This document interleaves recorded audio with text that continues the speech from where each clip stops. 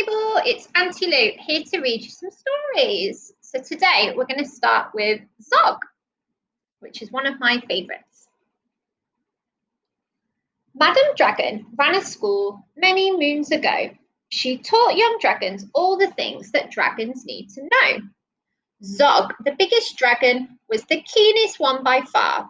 He tried his hardest every day to win a golden star. All the dragons in year one were learning how to fly. Hi, said Madam Dragon, way up in the sky. Now that you've been shown, you can practice on your own, and you'll be expert flyers by the time you're fully grown.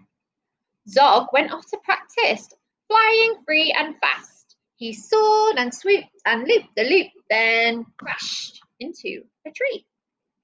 Uh-oh.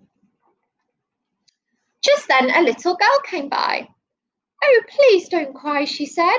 Perhaps you'd like a nice sticky plaster for your head. What a good idea, said Zog. Then up and off he flew, his plaster gleaming pinkly as he zigzagged through the blue.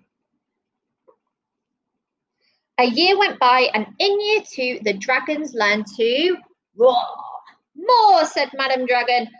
Louder, I implore. Now that you've been shown, you can practice on your own, and you'll all be champion roarers by the time you're fully grown. Zog went off to practice. He roared with fearsome force. He kept it up for hours on end, but then his throat grew hoarse. Just then the girl came by. She said, oh, what rotten luck. Perhaps you'd like a nice, soothing peppermint to suck. What a good idea, said Zog. Then up and off he flew, his breathing fumes of peppermint as he zigzagged through the blue.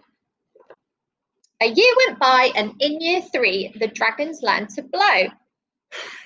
No, said Madam Dragon. Breathe out fire, not snow. Now that you've been shown, you can practice on your own, and you'll all be breathing bonfires by the time you're fully grown. Zog went off to practice. He blew with all his might.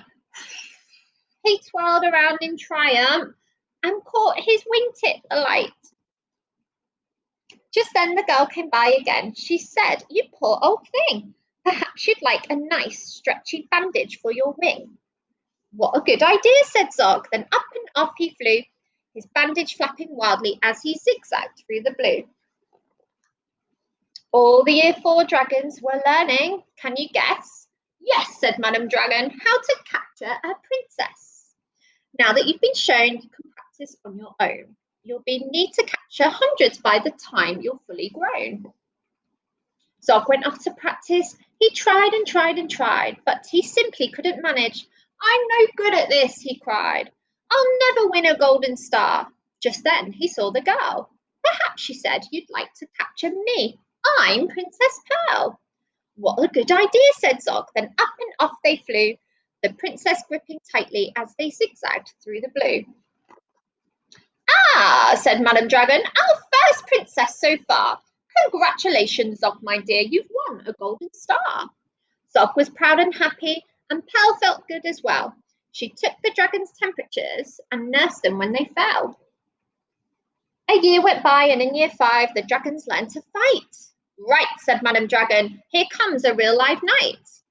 Up spoke the knight. My name, he said, is Gadabout the Great.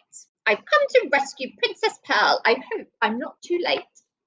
Zog breathed fire and beat his wings. You can't, she's mine, he roared. Oh, no, she's not, yelled Gadabout, and waved his trusty sword. The other dragons crowded round and watched them all agog. Who was going to win the fight, Sir Gadabout or Zog? Then Princess Pearl stepped forward, crying, Stop, you silly chumps! The world is already far too full of cuts and burns and bumps. Don't rescue me. I won't go back to being a princess and prancing round the palace in a silly, frilly dress. I want to be a doctor and travel here and there, listening to people's chests and giving them my care. Me too, exclaimed the knight, and he took off his helmet off his head. I'd rather wear a nice twisty stethoscope, he said. Perhaps, Princess, you'll train me up, and Pearl replied, Of course, but I don't see how the two of us could fit upon your horse.